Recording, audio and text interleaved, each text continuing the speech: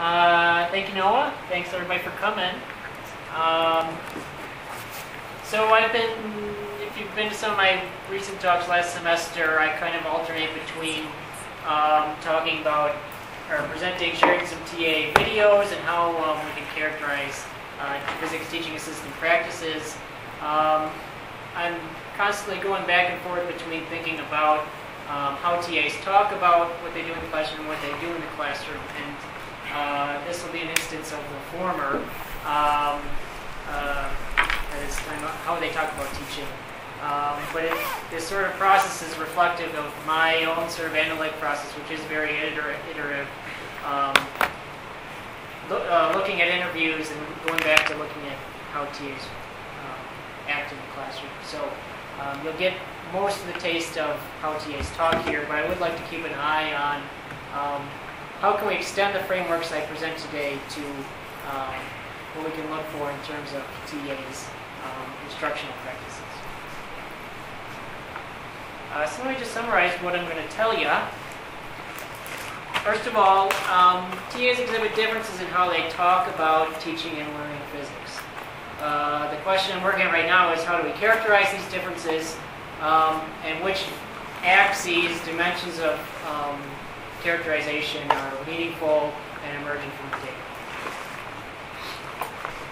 And as I said before, looking forward is can we compare how TAs talk about teaching to what their instruction practices actually are. And so I'll be presenting some analytic frameworks that are kind of in progress right now. And I'd like to kind of keep an eye on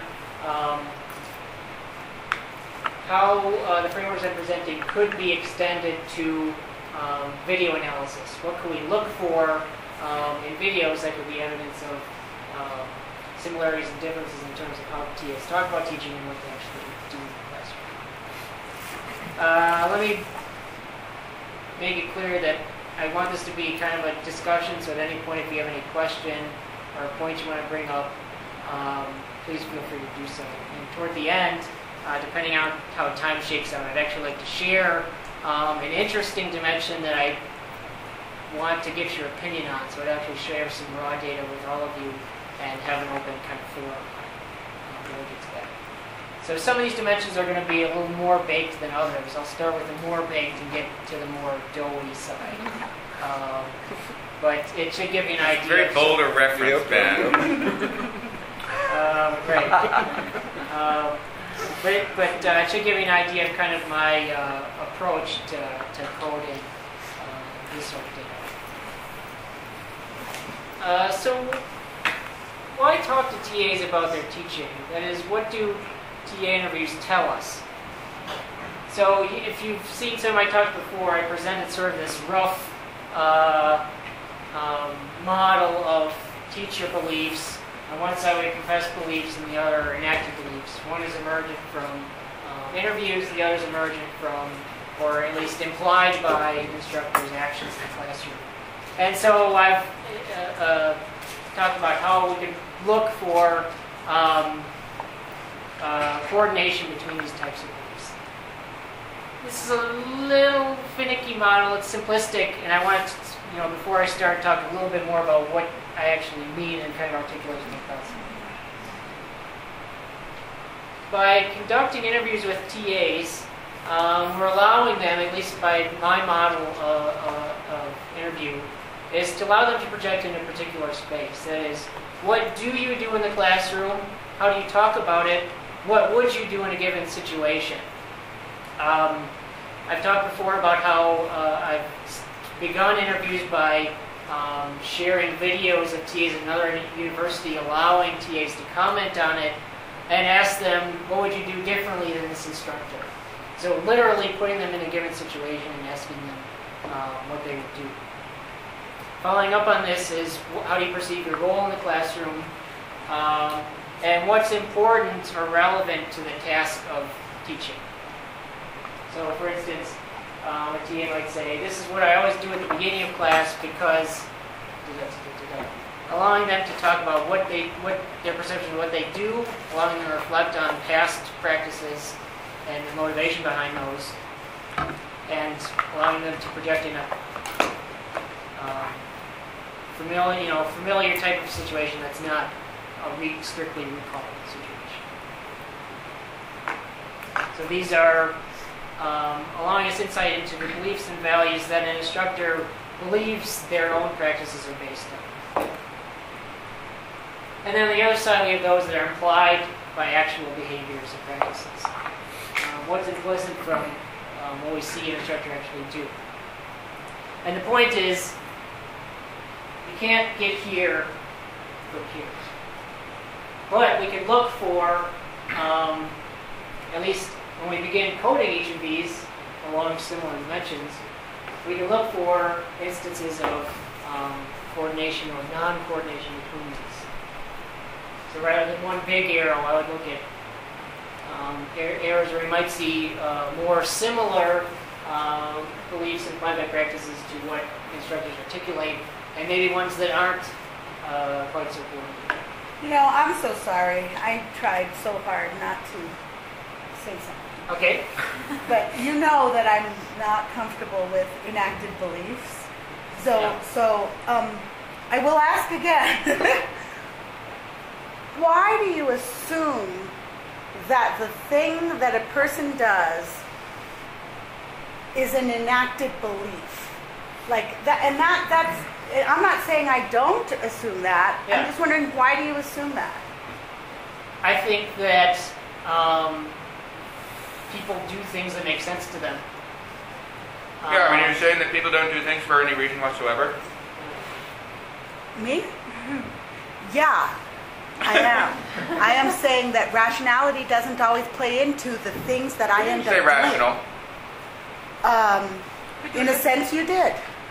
By saying they're enacted beliefs. You could do it because it's comfortable, not because you believe it's the right thing to do. That's correct. Well, I did it this morning. I did something that I didn't believe in. Like that you shouldn't be asking, like you shouldn't be telling them, but it's so easy to slip into the mode of that mode. It's pattern. Structural. Well, that's the point of coordination. That's this idea of coordination. The question is, right? Maybe the word beliefs is just a sticking point. We don't have to get into it. Anyway, it's like it's a very limited way of viewing behavior, in my opinion. And I'm not There's saying so much more richness to and what I'm not we saying end it's up the doing. only influence on behavior. That I can do things. Oh, sorry. Sorry, Okay. we were going. No. I'm interested in what you're going to say, Noah. Well, I'm just curious if your issue is, because I understand the response to calling something a belief because it kind of reifies something that we're trying to extract from action. Something that we're trying to what? Something that you're trying to categorize from actions. You're saying, so for example, somebody talks. You take their talk and you categorize it into a certain belief scheme. And then you reify what they said into something that you're attributing to them having at this point. So, I mean, that's a construct. And if you treat it as a construct, that seems totally valid as long as it's useful. It's right? okay. So I think what Ben is doing is, but I don't buy it. He is saying that, so maybe it's not just a semantic issue, but it's partly a semantic issue of saying, are we talking about beliefs that we think people have that are things that are in their head? Or are you talking about, is there a correspondence that we can draw between what they say when we ask them what they think about teaching and what they actually do in the classroom, which is the thing on the right. So it seems like what Ben is doing is making, maybe what your issue is that he's making the leap from what people say when you say interview them or ask them what they think, and that reflects something that's in there. Well, I understand what you're doing. I just don't understand why you would constrain it that much. I think you're getting hung up on the word beliefs, and maybe we're inappropriately using it. I'm getting hung up on the notion that what a person does is associated with a mental construct. That's the struggle I'm having, is why do you have It's to an open grow? question. This is exactly, well, I'll let you Anyway, answer this. I'm done. I will stop. So people believe that, I mean, here I'm using the word believe, but people believe that that's true. Right? People believe that what you say has a relation to some mental construct. That's unfortunate. You don't have to believe that that's true, but you. Yeah, How do you get out of bed in the morning? you don't have to believe. You don't have to believe that that's true. Right? But if you ask lots of people that don't think as critically about it as you are right now. The question is, yeah, I believe stuff. Those are my beliefs. I think my actions are based on that. And then once you actually form that construct, you can say, is it actually true that what people think their beliefs are lead to their actions? And your point well taken. I mean, yeah. And I don't think, one thing I'm trying to get away from is the idea that beliefs are these fixed things that are in my head, and this is what we're putting the magnifying. So why are you using a word that would drive a person to that thought? What word? Belief. Belief? It's a nugget that's held inside. If I could find a better word, and I'm in the process of scoring my thesaurus Okay. for a better one, then All right. I would use that.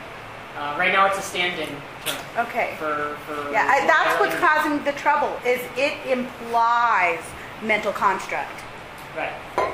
And I know you'd want to get out of that, so why would you use a word that forces people to think like that? Do you have an issue with the word values?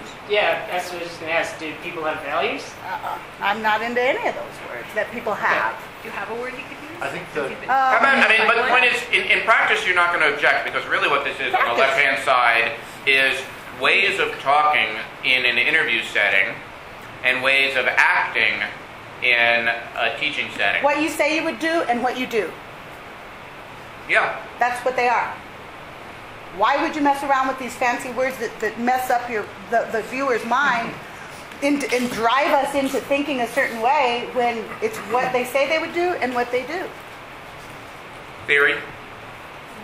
I think one Well, thing yeah, that's to- what's going to get you into trouble. I think a danger you have to worry about if you're going to characterize, well, what they do in the classroom reflects what they think about teaching, is that if you had gone back to my high school classroom and looked at how I taught and come up with, well, this is what I think are your beliefs about teaching, you'd have gotten quite a few things wrong. I would have been very wrong. There's a lot of things I did only because I had to for the administration.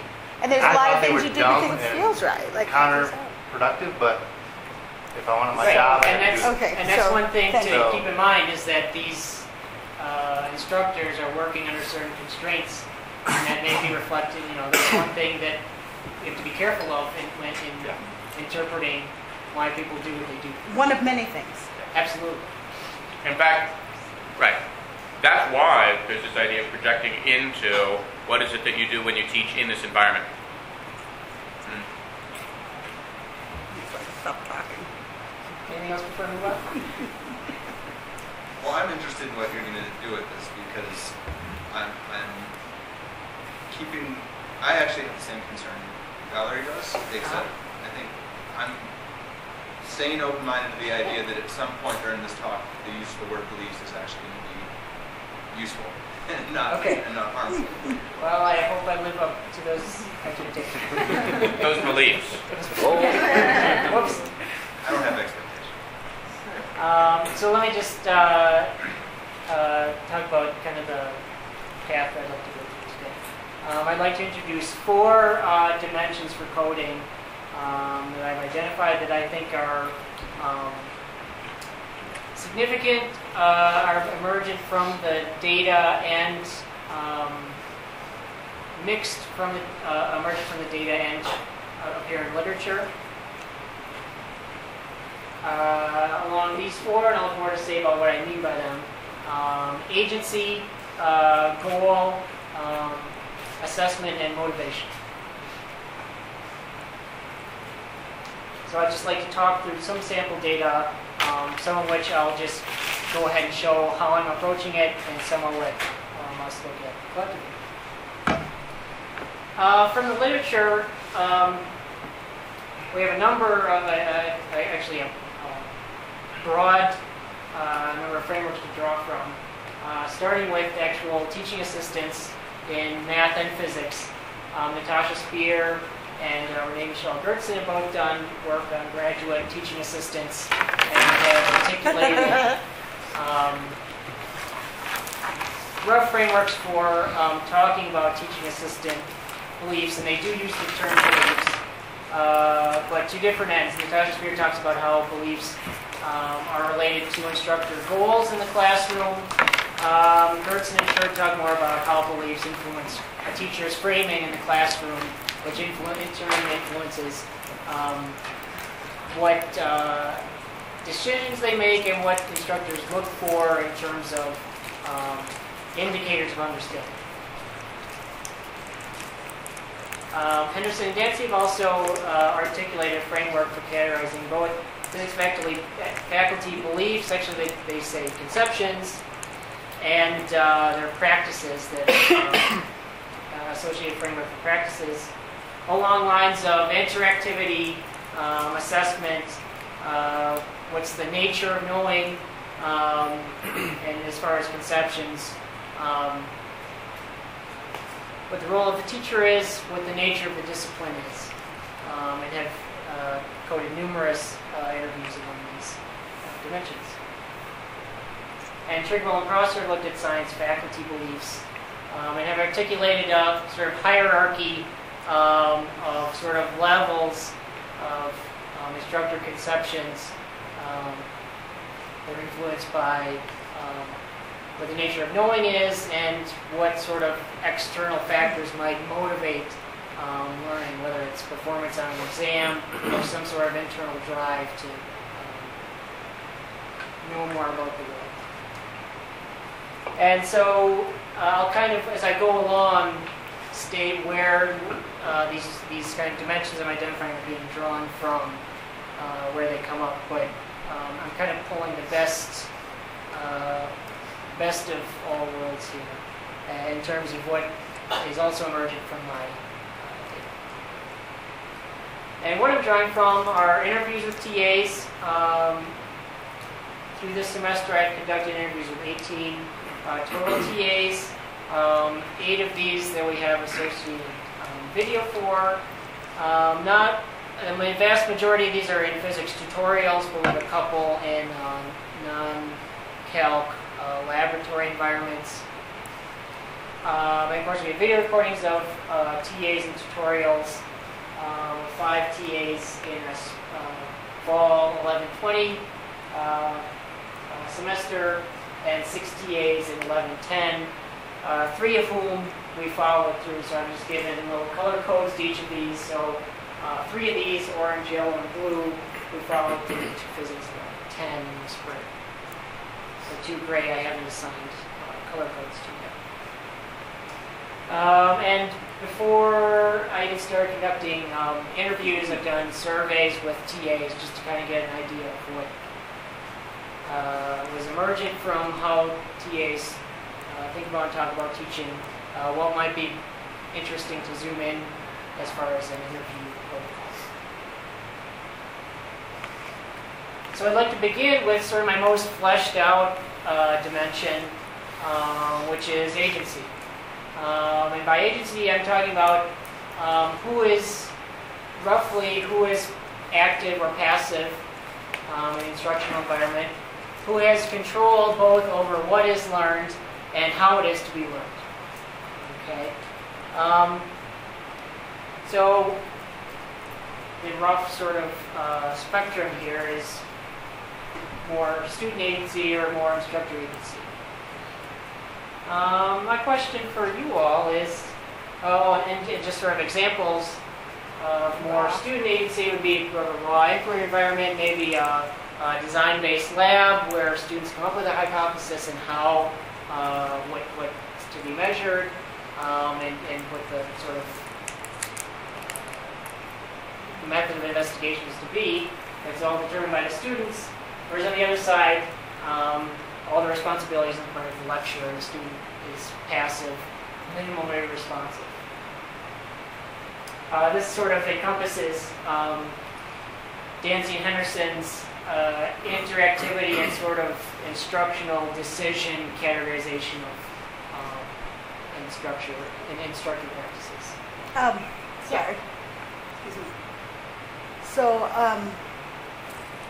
agency in the learning process, I think even the most didactic lecturer would argue that the student has the agency in the learning process in her classroom. I think that's a fairly progressive professor, Valerie. I've interviewed professors, and they don't think they're making knowledge for the student. They think that the student's making knowledge when they're sitting there taking notes. They really deeply feel. I mean, this is my transferring of lots of stuff, but Right. but like anyway. So I just thought it was interesting. It was agency in the learning process versus control of the classroom. Yeah, and so there's sort of, we can talk about, this might be, there might be a difference in terms of talking about who's in control, who makes the instructional decisions, versus who's active or passive, and who's doing the learning. right. Yeah, I think nobody would deny that So you I'm can't learn for somebody else. Right. Exactly. But what I can do is, I think it can be assumed that the learning process is one of accretion of information that I put out, and I'm the agentic one in that. That students are sponges, that they sop up information, they are passive in that process. So I'm the agentic one as the instructor, presenting a really clear presentation of information and knowledge. So I think that those two are not entirely inconsistent. I agree. I'm just the thing that concerns me is this learning process. I think again is, as was the case with beliefs, you're implying a theoretical stance on learning that might turn out to haunt you in the end. And just to make sure I understand, so I might talk to an instructor who is strictly lecturer, and they might talk about their classroom environment in terms of, well, I'm presenting information, but students are learning. They're the ones that are, the agency is the receiving end. They have to do the learning. That's why they do the homework, and that's why they're in my class. I think actually those two are slightly different. I mean, the point is we can see,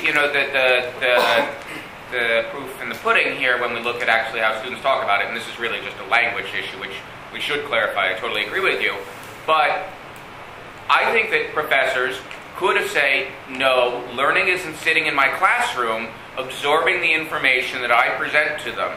And they might take notes and have to do that, or maybe they get it when they hear it. That's their view about the nature of learning. Agency then, even though I can't learn for a student, agency in the learning process rests with the professor, because the professor is the one pushing out information.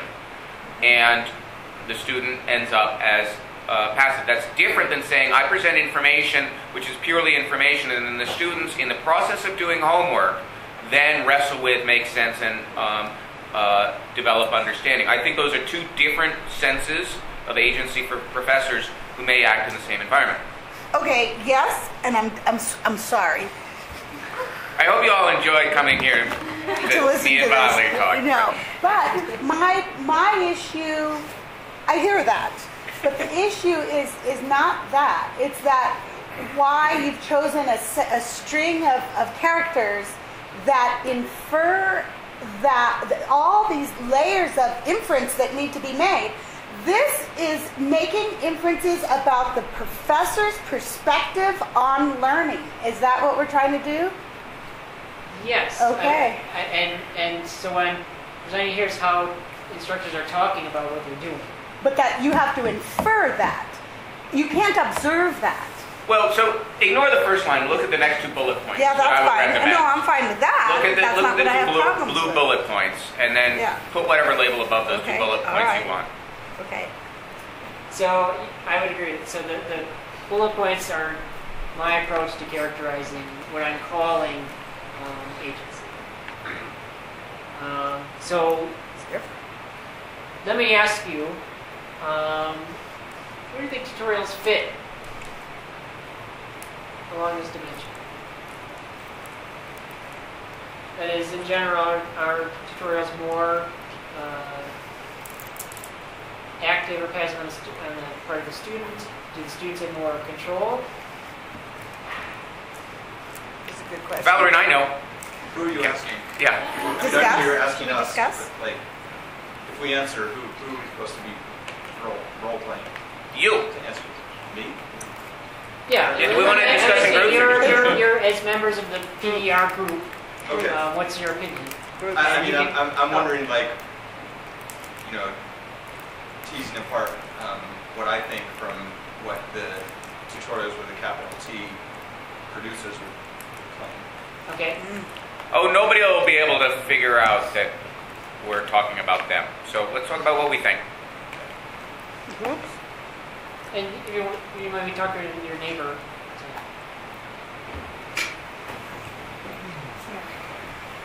Hi, neighbors. Fire away. I've seen the tutorials. Okay. Struggling a little bit with And the tutorial. So, And the tutorial? so we're now not talking about instructor beliefs. And we're asking somebody False or illusory or non-illusory. That's Right. more than they actually discussing and figuring out because the guidance and instructors don't think it's true. right, right. So I mean, it's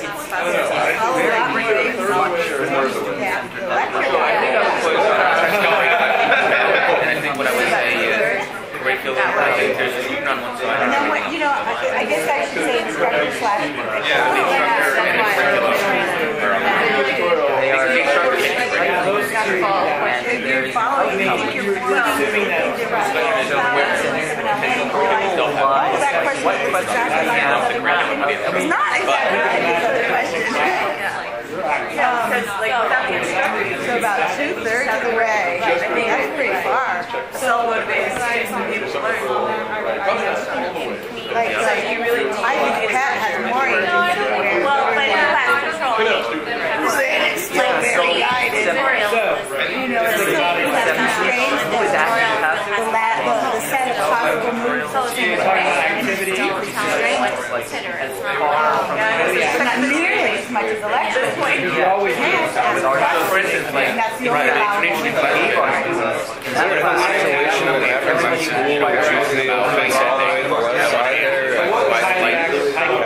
Yeah, it's discovery learning. Go learn.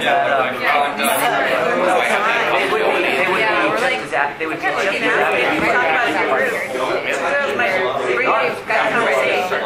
You might not I otherwise think have. philosophy of life, that was my assignment. I don't know, like, where you have control. You need a combination of ideas. Right.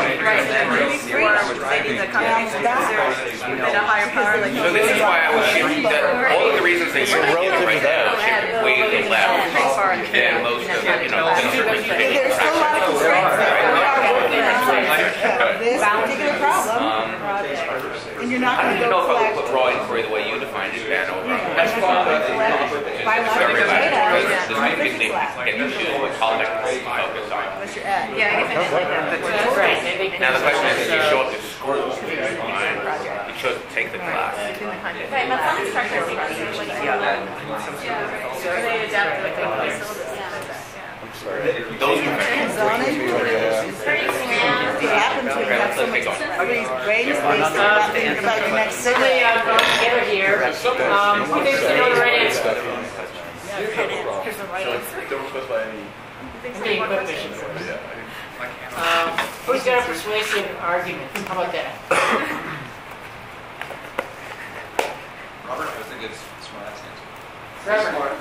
My smart ass answer is that who has control is the University of Washington Physics Department. Okay. PBR group. Who has agency in the learning process? Maybe that's pushing that smart ass a little bit too far, but we were discussing the hypothesis as to whether William McDermott has agency in the learning process. What I'm getting at here is that the Washington tutorial program, from what I've seen of it, has a lot of top-down control. The way the discourse around it is that the tutorial is viewed as a component of student learning. Okay. So, That it's almost the thing responsible for the learning. Okay. That came up in our group too, which is May. If you don't mind my speaking for you, May. No, go ahead. You bring it up. You go. I guess one of my questions was about the curriculum. So, like, where does the if they didn't have a TA with them and they just had the curriculum by themselves, with the students, is that where? Like, I didn't know where that fit along that line because it's not an instructor, it's not the student, but it is it's something an authority that students can use to learn about what they're learning. And so that's an excellent point. And I think the idea is that it's not the student. Maybe it's not the instructor either, but it's associated with this sort of institution. Yeah, it's something that the point is it's not the student. What's not the student? The curriculum. The authority. You just said it's not the student. The curriculum. What's not the student? Tutorial book. Tutorials, the structure of Books are not students. I don't think that's what Ben meant. that it's not the student. The student is making the decision that we're going to learn using this tutorial book. It has this 4 pages of questions. My proposed solution to this is that there's a student on one side of who's in charge, and then there's the instructor, Lillian McDermott, the UW-PEG, the materials themselves, the institutional structures, the University of Colorado, everything else is over on the right. So, and we're going to label that, much to Valerie's chagrin, instructor. Yeah. So maybe better said student versus The world. Authority. authority, maybe. So I don't want to throw too much of a wrench into what's already Yes, you do. pretty gummed up. Yeah, I really do. What do you got? I want to try to throw a productive wrench, which is to ask the question, where do you locate the learning that is supposedly happening in this situation? Is it the student that is learning? Is that why you have this dichotomous categorization here of student on one side and like everything else on the right? You said your question is where's the learning? Yeah, where is the learning, or what part of the system is doing the learning? Well, I'm not sure if that's the question that I was asking, but I think it's a good question. I think some of this will become clear. I don't know what you're asking then, because that matters. I think some of this will become clear when we look at the data, is what I was So, going to suggest. I mean, I can show you what I think, but my perspective on this is the question is now, well, it's a difference between where's the learning and where is the learning different than the decisions over what is to be learned and how. Okay. And I don't know if those, I'm not sure those are the same or different. Yeah. If what is, you know. So I guess the question is this: who has agency in the learning process? And I think that's an interesting way of phrasing it. This was not the question that was asked of the TAs. Yeah. Okay. No, but it's the question that's being presented. So it's kind of like what's the object of this process? Right? What is which might if be you're trying to addressed by a observe different learning, dimension. That is, what's the goal or the intended outcome of the process? Then I would argue it's not a part of. This is solely about who is making decisions regarding the process, and not. Right. And this is a Is that what dynamic this is? thing, right? So, I mean, the thing that occurred to me when I first looked at this is it's everywhere. Everything all over that line, and then some other places that aren't included are all contributing to the learning process dynamically, right? So there are moments in tutorials when students are talking to each other. There are moments when they're just sitting there thinking, and there are moments when the TA or LA is talking to them.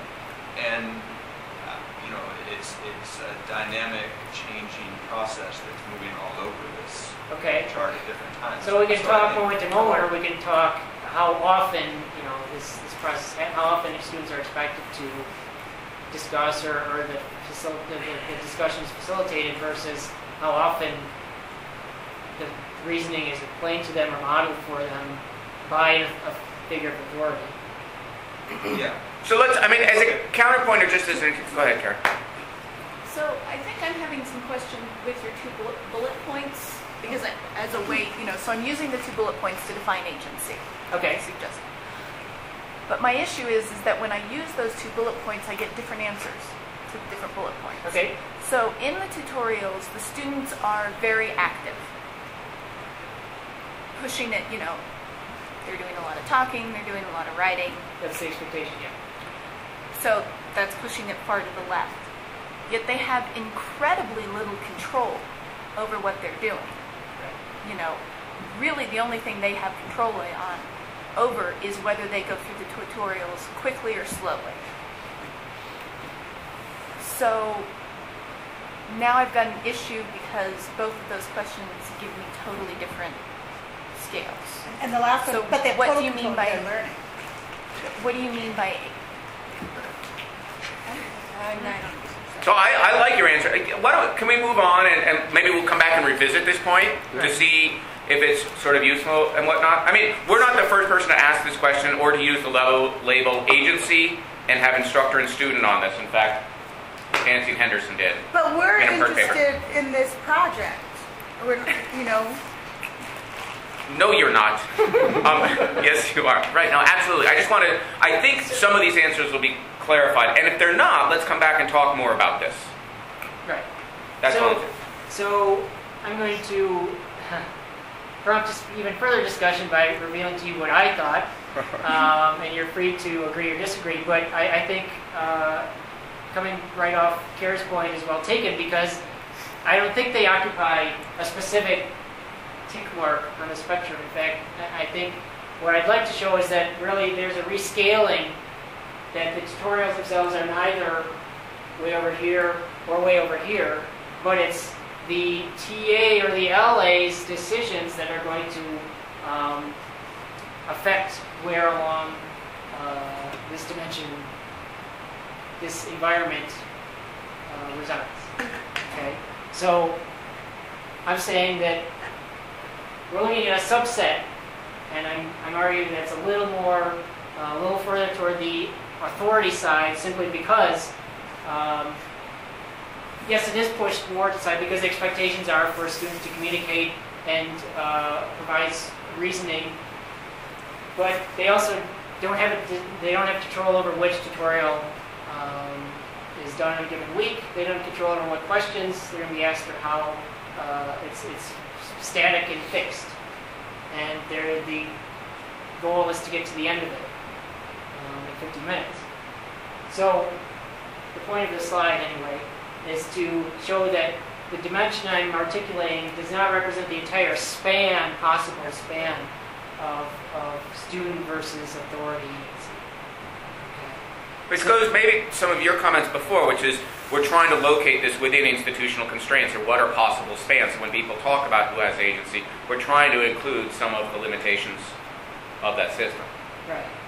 That is, when I talk about agency, it's either more student, but not. There's kind of a limiting point, because no TA is going to chuck the tutorial and say, "What do you guys want to learn today?" And I would hope that a TA isn't going to go up to the blackboard and work through the tutorial themselves and have the students copy technical books, which I would argue would represent closer to the ends of that original spectrum. So maybe it's be a little clearer if I can articulate some of the particular codes and where I place them along this dimension. So on the more student-centered side, and these are emergent from TA interviews, talking about what they do. It's more about student discussion. Facilitating student discussion, not intervening when students are discussing, listening to their discussion, knowing when to stop and allow students to speak. And on the other end, TAs talk about giving the complete answer. I'll show how I would do it, maybe by starting from scratch, even if I know the students have already reasoned ahead of that, and tell and explain the reason. And in the middle, more shared agency. That is, allowing students to discuss, but then summarizing their points back to them. Clarifying questions, confirming and correcting ideas. So more, rather than, so there's kind of a different levels of interactivity here. That is, I'm arguing that clarifying a question is less instructor contribution than giving the complete answer.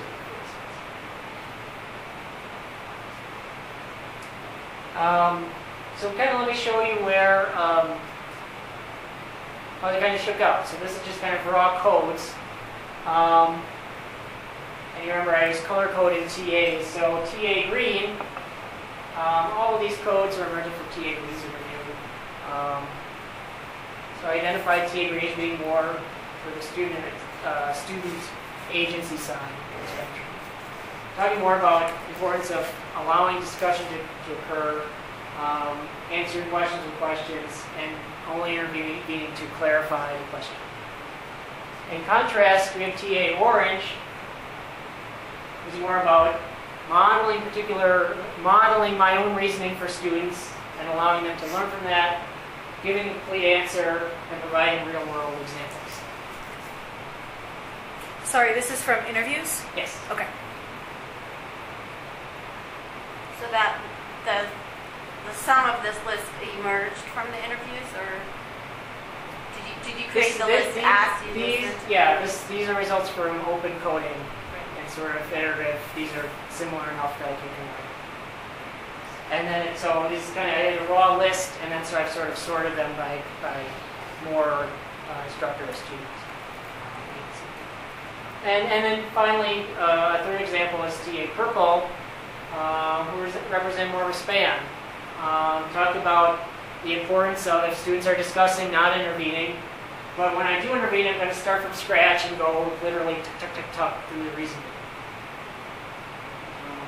And also summarizing student points. So I put, on average, TA purple is more in the middle, but in addition, represents a wider span of described practices than the other TAs.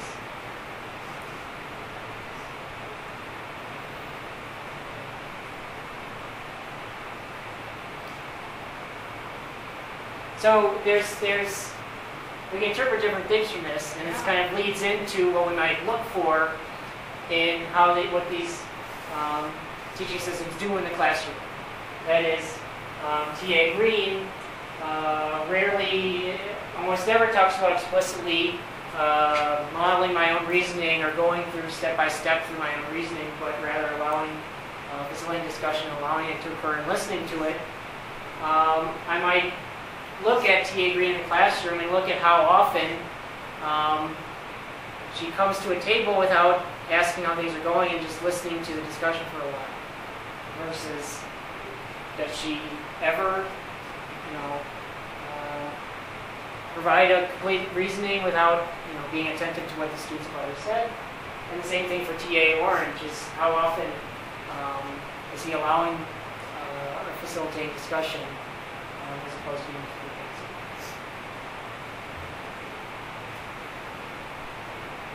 Any questions before I keep going? Does that make sense more back to the questions that we were having before? I didn't want to hijack the discussion. I just wanted to get to this point where we could start talking about... Maybe does this change your opinion of the previous slide, what the bullet points? Does this sit more, at least the codes I've identified, does this sit more with in terms of the active-passive or the who has control side? I have a question. Do you know what the students, who the TAs were helping, what they were like? Like, why did the TAs make the decisions to do what they did? Like, was there something that the students were doing? Like, I don't know if you have access to that information. Is this something that... There were no students in this particular situation. right. This is an Yeah, interview. okay. Right. But this has come up before. Noah, I think, particularly was saying, where are the kids? Where are the students? But the point is in the videos, there will be students. So what were they imagining their students to be like if they said that this is what they were going to do? What kind of students do they imagine they were having? And this is another side of it. So these are codes in particular for what I would do. We could also look at, although I haven't articulated here, what do students do in the classroom? Which I think could also be...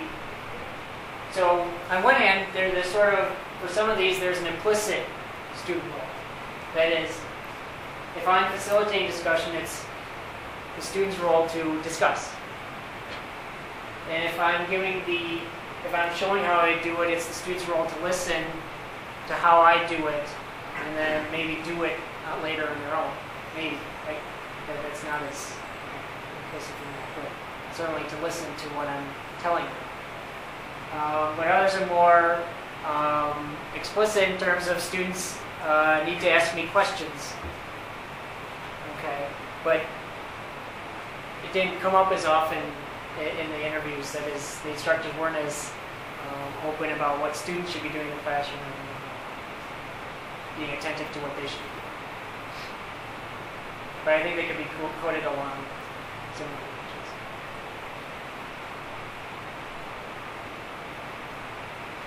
I agree from this data that inferences can be made about, because this is a self-report data. This is what I claim I would do. Right. From these data, I can imagine that inferences about what a TA thinks good teaching is can be made. Okay. Which may or may not cover the issues that have to do with the bullet points and the statement about the learning process and where the agency lies. So once again, it might be being more careful about how we're defining agency or with respect to learning process, teaching philosophy. And I'll just put in here that I won't show the codes, but two other TAs from this group I put them elsewhere in the I access. love those spreads. Those are very informative. Which actually might get us back to the student side. One of the things that we were hoping is that if we see students engaging in this wide variety of action in practice, we would expect that to be associated with a wide variety of student interactions that are taking place. That said, we do plan, based on prior discussions, to have what I mean by we, of course, Ben, but coding for some level of student action. What is it? What's the nature of the interaction that takes place when a TA interacts with students in practice? But when you look at the purple arrow comparison to the orange or green one, like when I think to myself, not to be judgmental, but which one is ideal, which one is more useful? That's an excellent question. It's not clear. Right, and I'm not, and I don't want to imply from this that purple is better because he does more, a wider variety of stuff. Or that green's better. Or that green's better because it's more student-centered, right. The ultimate student-centered thing is we're not there. We don't have schools, right? Exactly. That doesn't sound so productive. But just to illustrate that we do, students do talk about a wide variety of practices in the classroom that can be characterized along. What's up? No, I just got it. Oh, that's okay. Good thought. And what we might look for is whether instructors have a wide variety of practices and also know when to apply them in a given situation. That is, sophistication may be variation, informed variation. So I'd like to move on to another, and we sort of got into this, but not only who makes instructional decisions or who decides. So this is differentiating who decides what is to be learned from what is to be learned, the goal of the learning process, and dipping our toe in somewhat, what constitutes knowledge. And on one end, I'm looking at, well, it's getting facts, acquiring facts, versus more developing habits that comprise participating in a particular thing. So acquisition versus participation is from as far as metaphors for learning. And also, this is a little bit from Professor Trigwell, talking about what's the outcome of the learning process. However, they only go up to facts versus conceptual change. Acquired facts to acquiring concepts to conceptual change. But I would argue that we could extend that to not just refining my own intuition, but it's not what I'm learning, but what I'm doing and developing practices. This one's a little tougher to code, and I don't have a set list of kind of grouped codes like the last slide. But on one end, well, this is based on a quote from an interview, which is a TA says, I want students to have the exact right picture in their head when I'm done interacting. Which I would argue is I either get something or I don't get it. It's something that is in my head. On the other side, although this didn't come up from the interviews that I've coded yet, I want students to behave, develop scientific practices, think like a physicist, talk like a physicist, behave like a physicist. And this gets a little tough because maybe a TA thinks that behaving like a scientist means knowing a lot of physics facts. Or, just to give an example, so there's a TA talking about what he does in the interview. He says, so they're talking about how he guides students. I'll set up a Newton's law problem where your forces, and I'll say, this is the way you always do it. You always set up the free body diagram, you always write down each component of Newton's second law, and once you got that all written down, the next step is trying to find the what does this TA think knowledge is? Is that a valid question that to ask about this?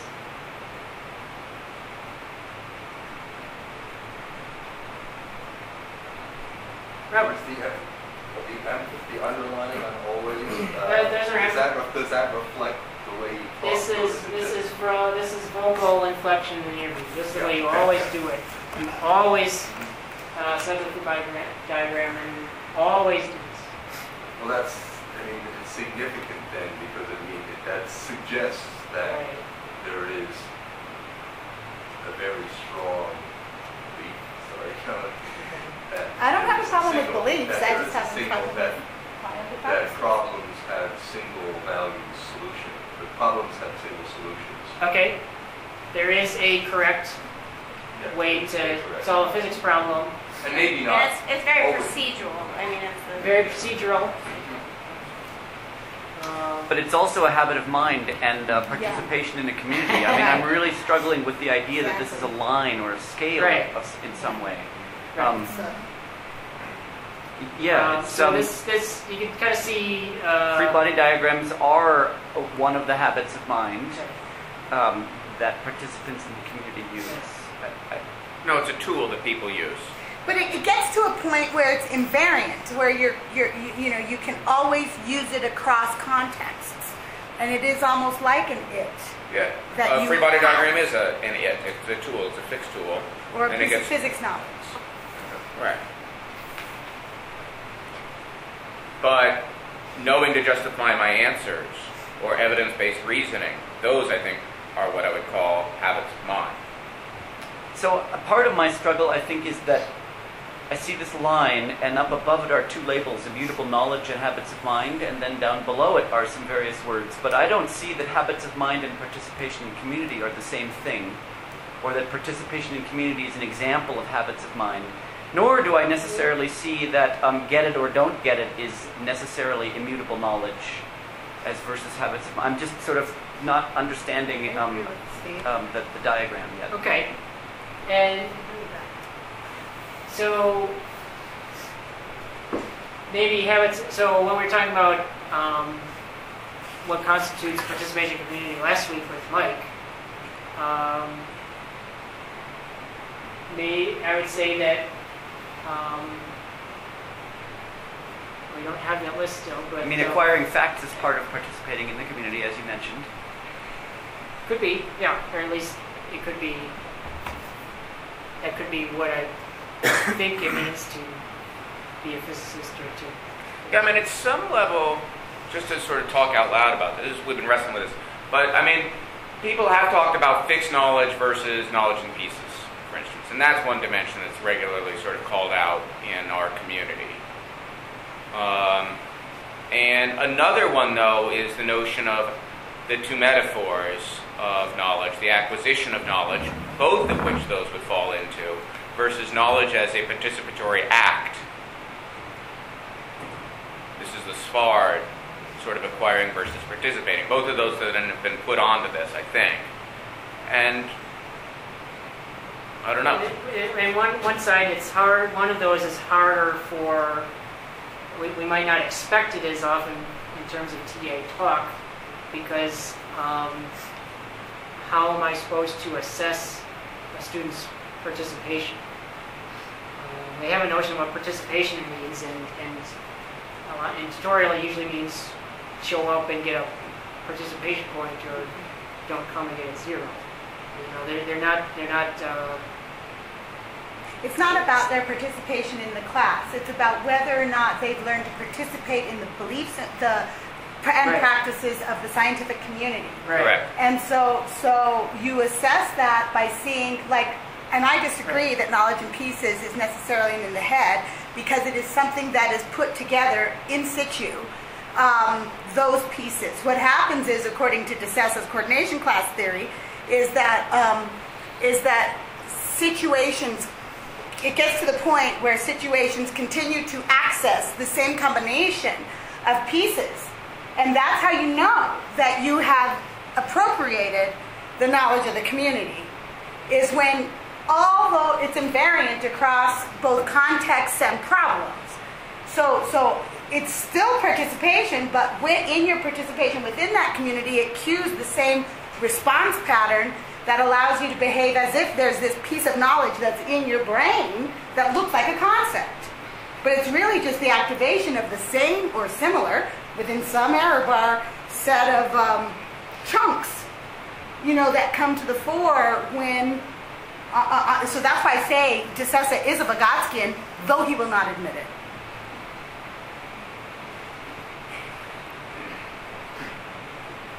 Carol, you can say something? So I was looking at the quote and then going back to Spard's idea of acquisition versus participation, which I'm not entirely sure that that's the same dimension that you have up here. Right. I'm saying it's influenced by Spard's metaphors, but... Okay, but... So looking at this from that perspective, it's unclear. I still don't know where to put it. Yeah. Because it's the quote. The blue quote. Because they are giving, he or she is giving the students a procedure, but at the same time, he is informing them how to behave in the community. And that was my interpretation as well. Okay. That is, I think it's certainly cleverness that there is, this TA thinks there's a correct problem-solving procedure, and I want students to learn this, which I think the value he seems to place on it, I take as implying that this is his interpretation of what sophisticated physicists, expert-like problem-solving is. And this is a component of what it means to be a physicist. So are you seeing a lot of quotes like this? Or is this an unusual This example? is... To have it in mind. I would say this is outside lot of TAs going yet, but I think this level of emphasis on this sort of procedural knowledge is similar.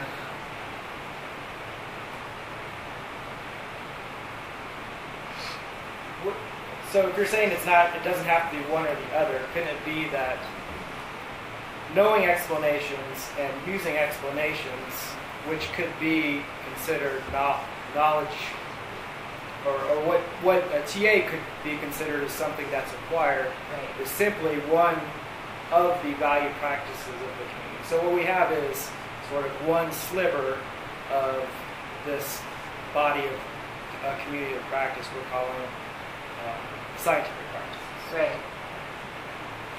That might be sort of contradicting itself. Say that again.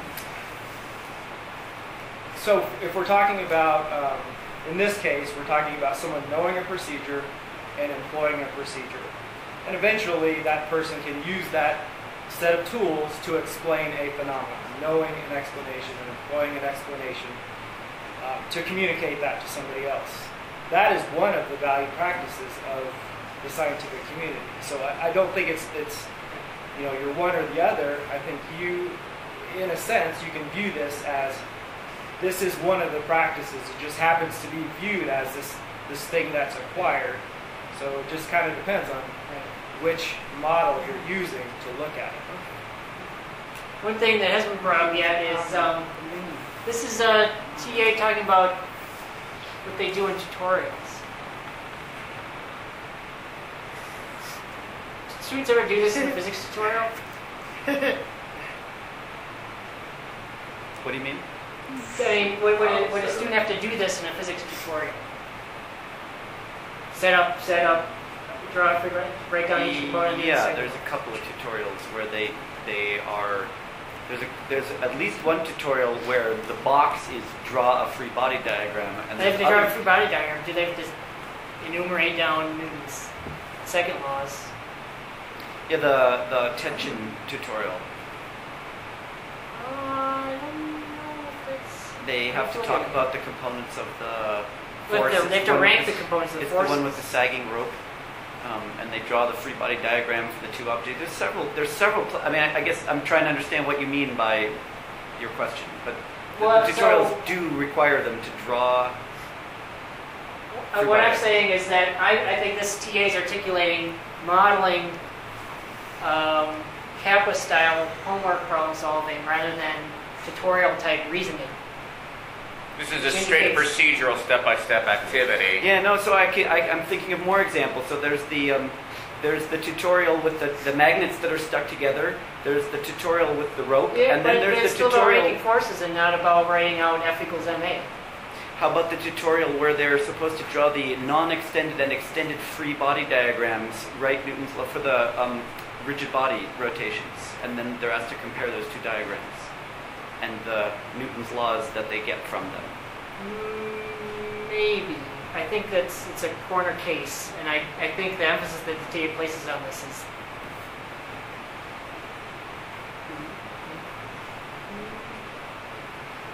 So what I'm trying to say is that this is different than saying there's an emphasis here on a specific type of physics reasoning and what problems matter. You know what I mean? And maybe you actually want to put reasoning and justification down more on the right side as opposed to facts and procedures over on the left side. That might be another way of framing this too. Then acquisition versus participation. I mean, shaking your head. No, that's. Yeah. That's a more traditional framing, which is to say. I'm starting to worry about the scale in the first place. The whole linearness of it seems to be problematic. It was in the last one as well. I think we found that as well. And you demonstrated it with the way you presented the example to us. It's like, see, it doesn't fit. Right, and so this is one of the things I'm wrestling with is this may not be linear. And it may not, the entire span might not be represented by the data. So this is one of my goals for Polynomial together is to have these kind of tough discussions. Jack. What if we thought about it more like writing and speaking? So, I mean, I see the left side as like when you're in elementary school, you learn how to spell, you learn how to write letters, you learn how to form sentences, and then on the right side, you know, you're getting through middle school, high school, being able to write essays, being able to talk to people, like, as that being dichotomy. So Jack is in LA, by the way, in case you haven't met him. So I invited him here. So. Hi, Jack. Welcome. Thanks. Sorry for not introducing you. Maybe, so Jack just gave me an idea, which is the goal may be tied up in what the nature of assessment is, which was to be my next presented dimension. That is, how am I to determine whether a student understands? Is it their performance on a test? Is it yes or no, right, wrong? Or is it the nature of how they're talking, the nature of the discourse and argumentation in the classroom, maybe the reason they provide. So maybe these are kind of tied up with one another. That is, because this sounded like what you were sort of articulating, right, Jack? That this is the nature, you know, what the reasoning is on this side versus what the answer is. Answer versus sense making, perhaps. Does that maybe if these were combined, does that kind of get at what? I still think that you're setting up this false dichotomy. Okay. And that's not even because we value test scores and we value within our classrooms this explicit way of doing things and solving problems or expressing conceptual understanding. But if you take that one practice and think about that practice in the context of what scientists do, that's just one. We focus in very much on one way of valuing what it is that students do by giving them tests.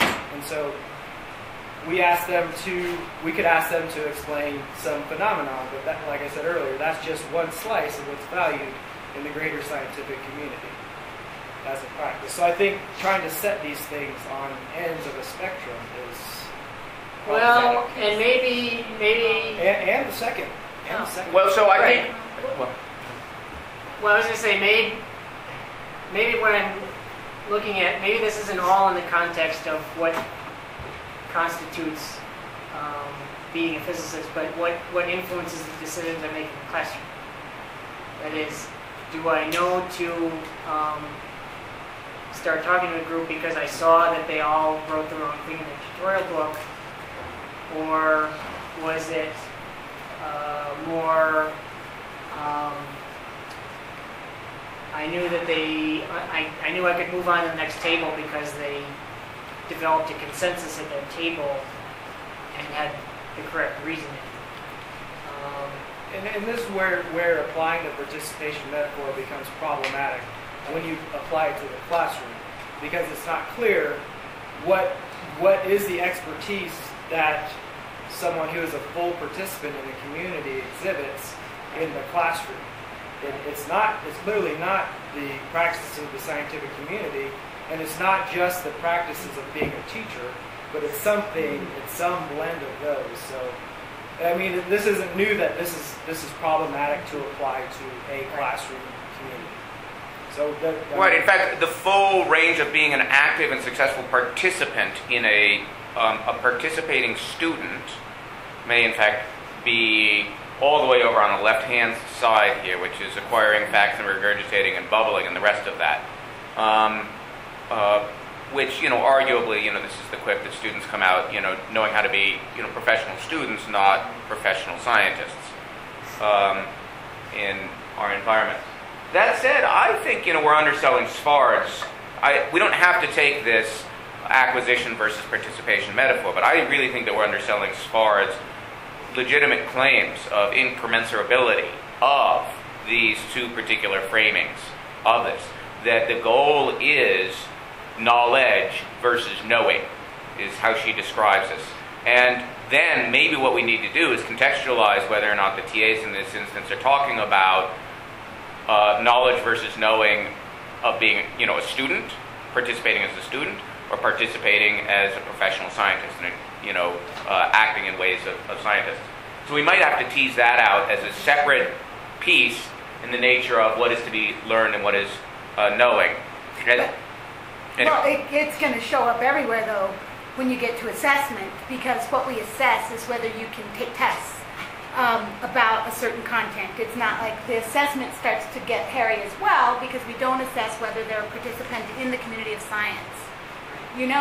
That's where this participant metaphor continues to be a problem in the institution called education formal. That depends on what you're defining assessment as. So if he's going back to that scale and he's looking at what is a TA looking for students to do, when is a TA going, okay, these students have got it, I can move on. And if that TA says, okay, they've got it, I can move on, when they've got a good explanation or a good discussion going in the group, that's assessment, and that's assessing their behavior in a classroom. Right. Which is not necessarily assessing their participation in the scientific community, their appropriation of the norms and practices of the community. And by appropriation, I'm already assuming an acquisition metaphor. But it is assuming a participation in the community of the tutorial classroom. Correct. Agreed. But Mike says that's a different thing than participating as a scientist. Perhaps. Yeah, perhaps. Thanks for this And fun Valerie's stuff. point that the assessment that the students are most concerned with and that the TAs are most concerned with for the students are valuing one very particular thing that may or may not have anything to do with those other value practices of those other things. Right. So it may be another instance where there's a constraint on what assessments matter.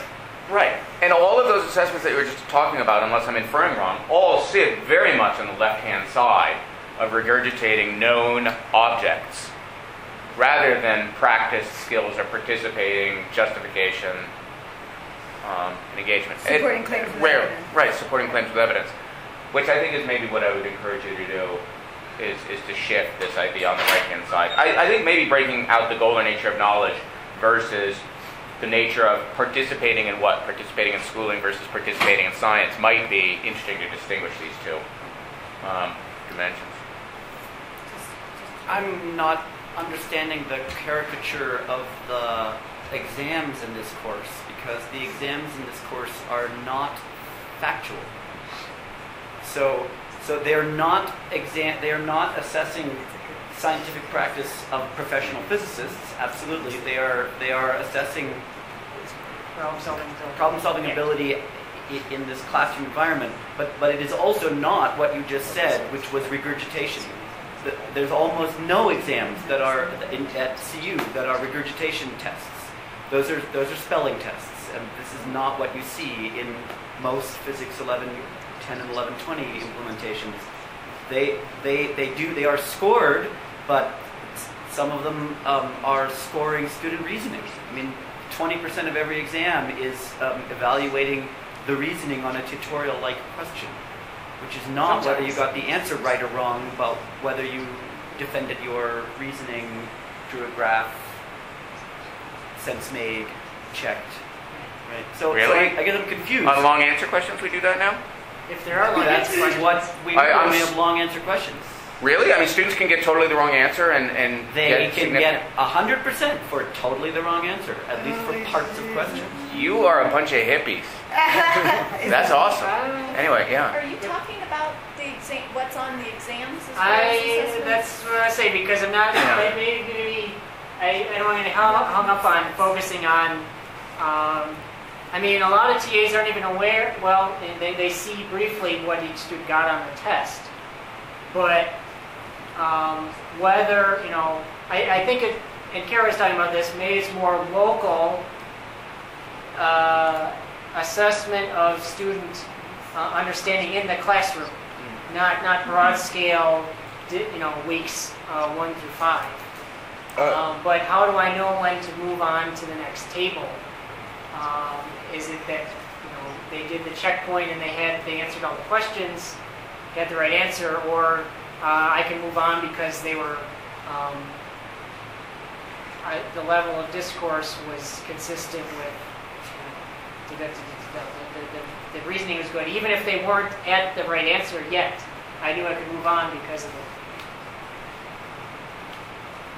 Maybe to answer Steve's question, or to attempt to respond to it, I mean, even reasoning is still a subset of, if we're going to use the participation metaphor and attempt to employ or attempt to use that in terms of the scientific community and apply that to the classroom, that's still a narrow subset. We could look at the classroom and say that that is the value thing. If we can consider the classroom a community completely isolated from great other communities of interest.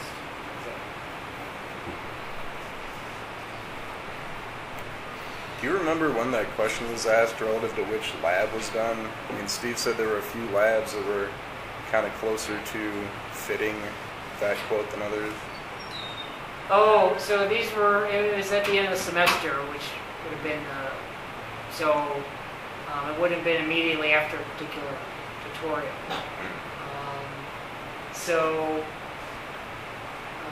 I can't really say if this is reflective of, and maybe if I provide a longer excerpt here, I'd be clear about what this TA is actually talking about. But my sense of this is that this is indicative of a particular valuing a particular ability of solving a particular type of problem, which I think is more capital-like than tutorial-like. Maybe that's a little more careful statement. Yeah, and so that was just something to just clean up a string that was just loose in my mind there for a while.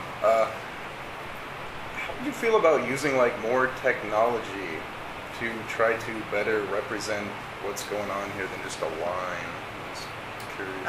What technology did you have in mind? Complete education framework, Well, right now, I mean, the problem is before we set up a framework like that, and it may be that lines aren't the right thing, but to talk about the span of space that we're trying to figure out, this idea, that's what this is about, is establishing a framework. Yeah. So the question is, can you combine the nature of knowledge with the nature of participation?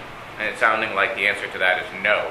From this conversation, I mean, it's sort of you can have like both of those things, and then be able to look at where any one item fits within both ends of the spectrum and how those spectrums overlap. Well, so there's a question of how to, what spans the space, but also how to represent it. Mm-hmm. And so it might not be, dichotomy kind of spectra. For all of these. So it sounded like that for talking about student, non-student agency, maybe that's more appropriate than dimensions like this when we're talking about maybe things that overlap or are not entirely commensurate, non-commensurate. That are commensurable. So I'm going to ask you to wrap up. Why don't you show just the last two pieces here, but okay, we really have to finish like in a minute. The raw data, but I was going to show some more quotes and puzzle them out.